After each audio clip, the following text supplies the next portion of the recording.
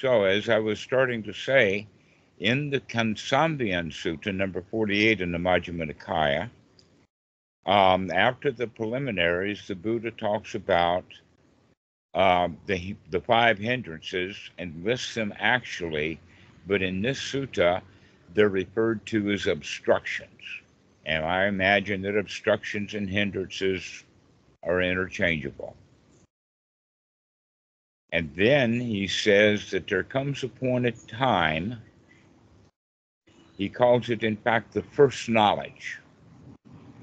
And the first knowledge is that no matter how obstructed the mind becomes or how much hindrances it has, the student knows without a doubt that he can come out of that.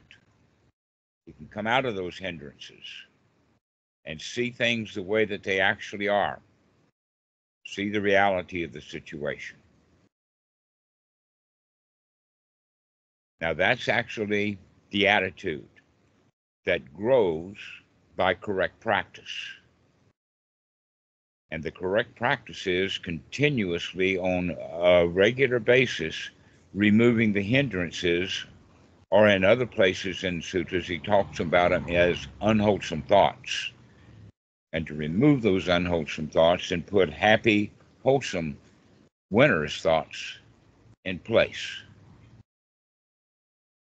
And when we do that over and over again, what that means is that we are remembering sati, to look, ditti, and then take the right noble effort to remove those unwholesome thoughts and put in wholesome thoughts, to remove the hindrances from the mind over and over again. Now, that's one thing that most meditation practices don't teach. For instance, they teach the noting method, which is to note the unwholesome thoughts, but not remove them.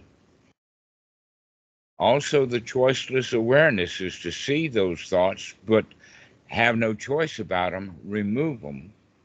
They don't. But Bhikkhu Buddhadasa says right noble effort is the choice to change, moment by moment, to see those unwholesome thoughts and to change them into wholesome thoughts, one after another, to change them to wholesome thoughts. And so,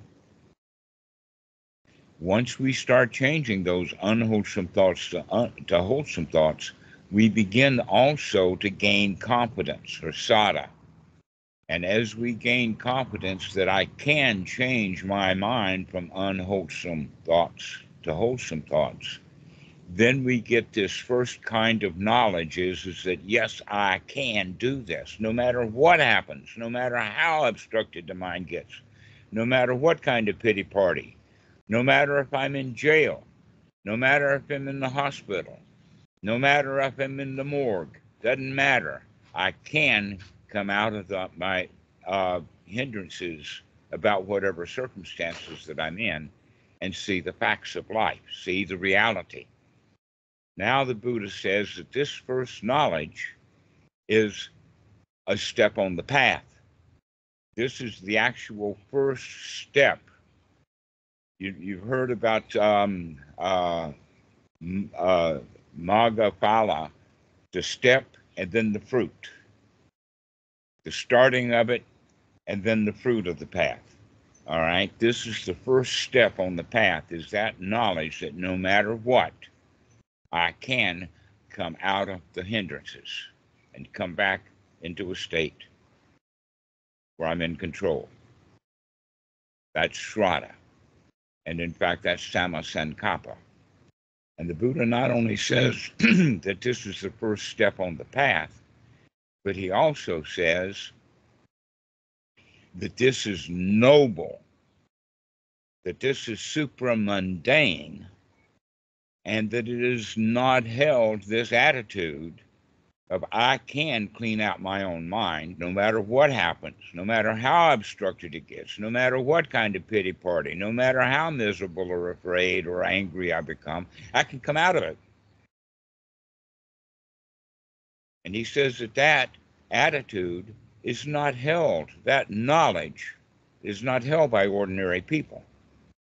Now, what that means is about 99.9% of all of the people, which also means probably about half of the monks, maybe about half of the senior monks, and about 80% of new monks, been less than 20 years. So ordinary people do not have the attitude. They have the loser's attitude of, oh, poor me, these hindrances have got me, rather than, oh, no, I'm in charge now. I've got those hindrances under control.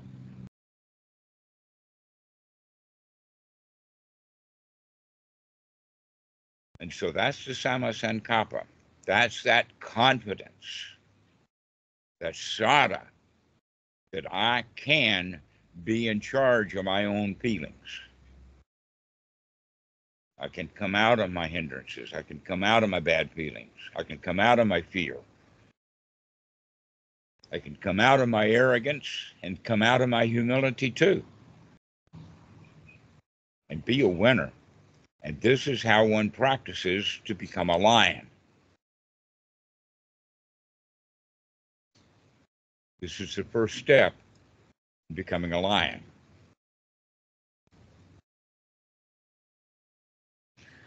So what do you think?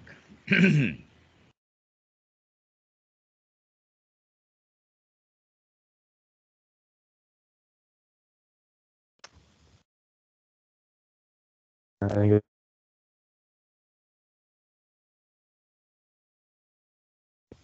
very well said. Pardon? I said it's very well said. Well, it's been said enough to where it's I been well practiced.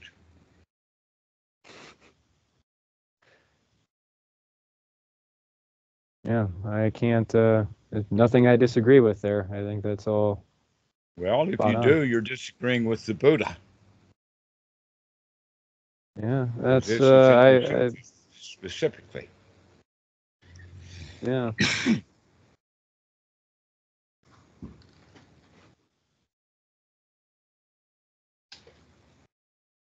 But we don't practice that.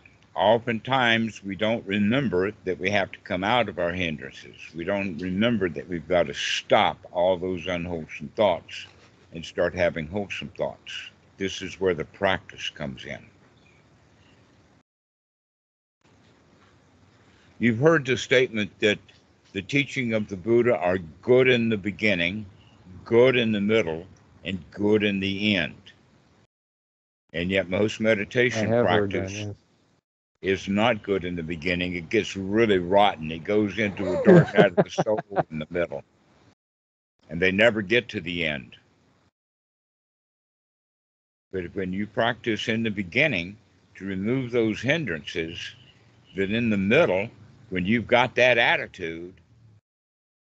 middle attitude is the right noble attitude, that right noble Samasankappa, that you've got this wired. You can practice the Eightfold Noble Path. You know, you have the knowledge and vision that this is the path, and you also have the knowledge and vision of what is not the path, which is ordinary life full of hindrances. And so you eradicate the doubt about the path. That's part of the middle practice, is the removal of the doubt, the fear, all of that. And then the end of the path is really good because there's nothing there. That's what makes it really good. There ain't nothing left.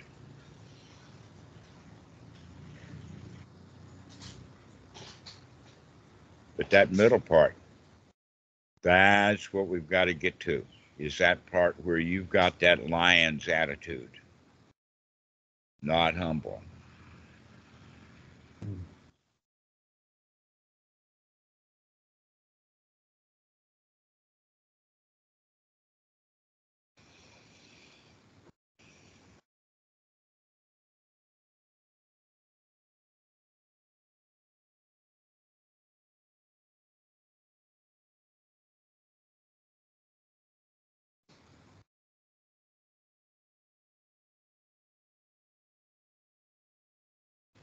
Oh.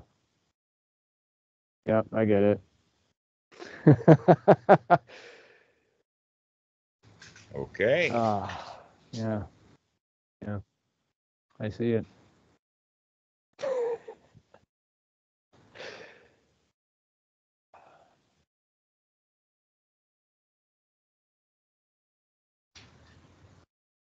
So this is how we practice. We practice to see those thoughts by remembering to look.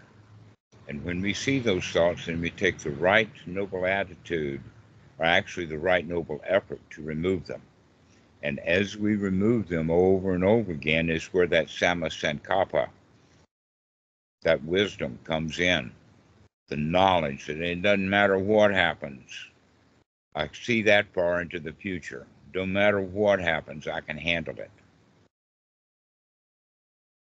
Confidence. Good stuff. But it has to be practiced. Because we've been practicing being a loser all of these years, been practicing being a victim. Every child is a victim to their parents.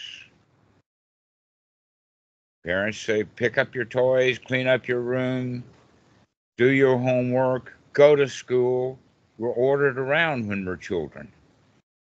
And then when we're grown up, we have all of those rules in our brain that order us around.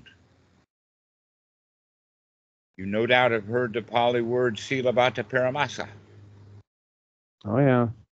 Oh, yeah. Well, that's what we're talking about here is all the rules and all the supposed tos that we picked up from childhood, and we go around our whole lives either conforming to the rules that we made up and keep inside, or we rebel against them. And when we conform, we're being a victim to the rules. And when we rebel against them, that's the arrogance. And the middle path is let's throw those rules out. Let's get rid of that Samma Sankappa. Excuse me, the Silabata Paramasa.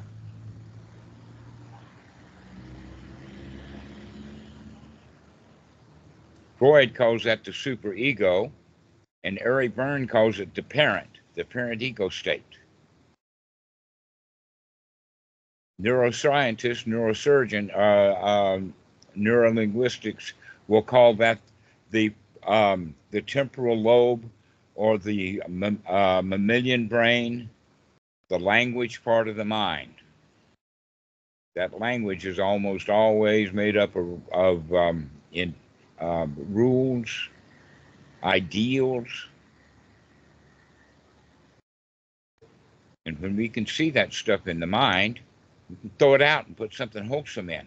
Like, I'm all right. I'm okay. I don't have to conform to my own set of rules in order to be okay. I'm already okay.